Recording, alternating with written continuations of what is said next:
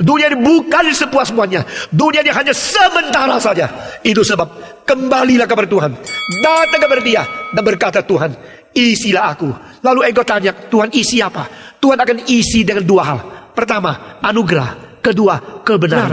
Nah, anugerah tanpa kebenaran itu adalah orang yang tidak mungkin berbijaksana.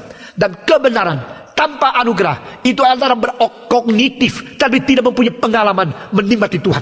Saudara-saudara, itu sebab pada waktu Yesus Kristus datang ke dalam dunia, maka Yohanes pasal pertama mengatakan, firman sudah menjadi daging dan hidup di tengah-tengah kami, penuh dengan anugerah dan kebenaran. Nah, saudara-saudara, dengan demikian Tuhan menurunkan kedua hal ini untuk mengisi hidup manusia, mengisi hidup kita dengan anugerah, mengisi hidup kita dengan kebenaran. Saudara-saudara, jikalau kita mempunyai dua-dua, baru hidup kita itu puas. Kalau kita hanya mempunyai satu, kita menjadi orang yang pincang.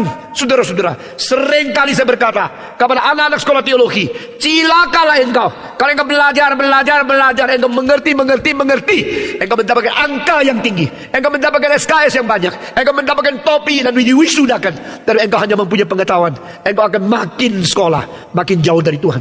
Saudara-saudara sekalian, begitu banyak orang Kristen yang mengerti, tapi pengertian tidak berubah menjadi hidup rohaninya dia.